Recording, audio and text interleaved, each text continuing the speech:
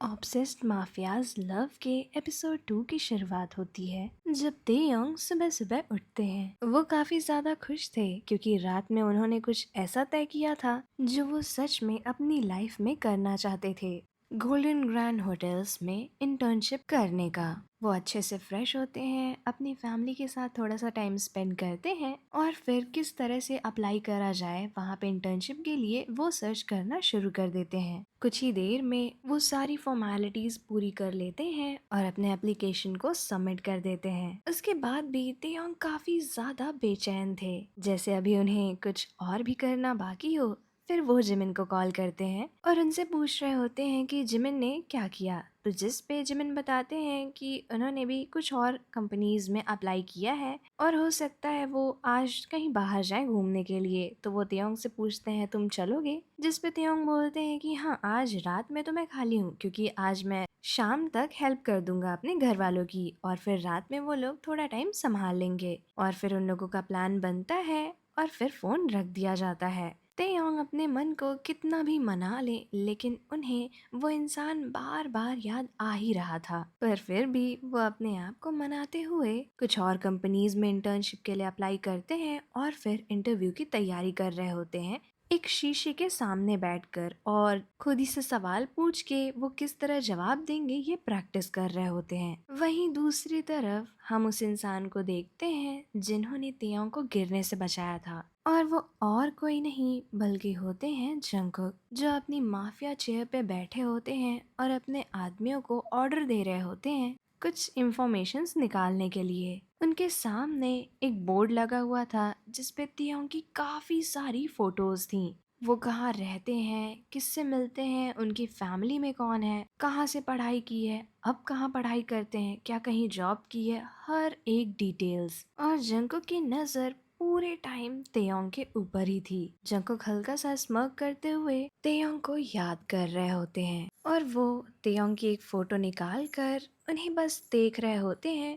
तभी उनका एक आदमी बहुत ही अर्जेंसी में उन्हें बाहर बुलाता है, जिस पे जंगकुक थोड़ा सा फ्रस्ट्रेट होते हुए उठते हैं और उसके बाद वहां जाते हैं जहां पे उनके आदमियों ने एक ऐसे इंसान को पकड़ा था जो उनकी कंपनी में घपले कर रहा था। और जंगकुक पहले से ही इतने फ्रस्ट्रेटेड होते हैं क्योंकि उन्हें तेयोंग की फोटोज देखकर उनमें खोना था, पर इस इंसान की वजह से वो ये काम नहीं कर पाए। तो वो ना तो उसका कोई कन्फेशन सुनते हैं ना ही कोई माफी। वो डायरेक्ट अपनी गन निकालते हैं और उसे मार देते हैं और अपने आदमियों से कहते हैं कि अगर और कुछ हो तो मेरे पास आज बिल्कुल भी मत लाना, वरना मैं उन सबको मौत की घाट उतार दूंगा। और फिर वापस से जाकर वो तेयोंग की फोटोज को देख रहे होते हैं और उनसे कहते हैं तेयोंग, तुम्हें जल्द ही मैं अपना बना लूंगा, तुम बस मेरा थोड़ा सा इंतजार और करो। और इसके बाद जंगकुक को फ्लैशबैक्स आते हैं जब उन्होंने पहली बार तेयोंग को देखा था। उस टाइम पे जंगकुक काफी ज्यादा नए थे। उन्होंने माफिया वर्ल्ड में वही नया नया कदम रखा था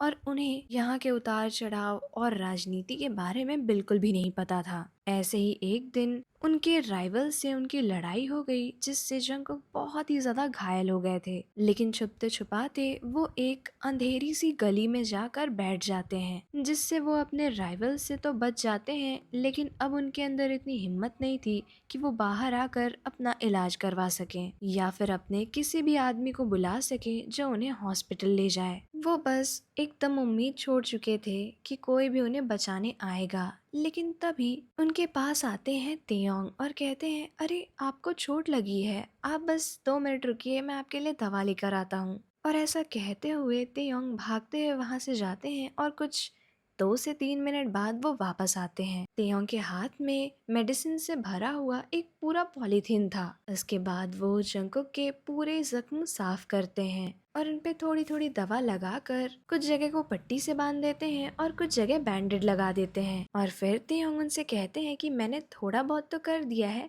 लेकिन फिर भी आपको हॉस्पिटल जाना पड़ेगा, लेकिन मैंने इस तरह से सारी चीजें कवर कर दी हैं कि आपको कोई इन्फेक्शन ना हो। और जंगकुक इस पूरे टाइम तेयोंग को देख ही रहे थे। वो ऐसा सोच रहे थे कि ना तेयोंग उनसे डरे, ना ही उन्होंने एक भी बार उनसे कहा कि ये चोटें आपको कैसे लगी हैं, आप यहाँ पर कैसे आए हैं, कुछ भी नहीं। उन्होंने बस एक इंसान की मदद करी और वहीं उसी पल जंगकुक को उनसे प्यार हो गया था। तेयोंग जंगकुक से कहते हैं कि आप चलिए, मैं आपको किसी हॉस्पिटल ले चलता हूँ। लेकिन जंगकुक तो माफिया थे, तो वो किसी ऐसे हॉस्पिटल जा सकते थे जहाँ पर उनकी या फिर उनके आदमियों की पहुँच हो, जिससे कोई पुलिस का इन्वॉल्वमेंट ना हो। तो वो तेयोंग को मना कर देते हैं और कहते हैं कि मैंने अपने घर वालों को फोन कर दिया है, वो लोग आते ही होंगे। उन्होंने तेयोंग से एक छोटा सा झूठ बोला था और इसके बाद तेयोंग जाते हुए जंगकुक से कहते हैं कि ठीक है, मैं आशा करता हूँ आप जल्दी से ठीक हो जाएं। और ऐसा कहते हुए अपने बैग से एक बनी का बैच निकाल कर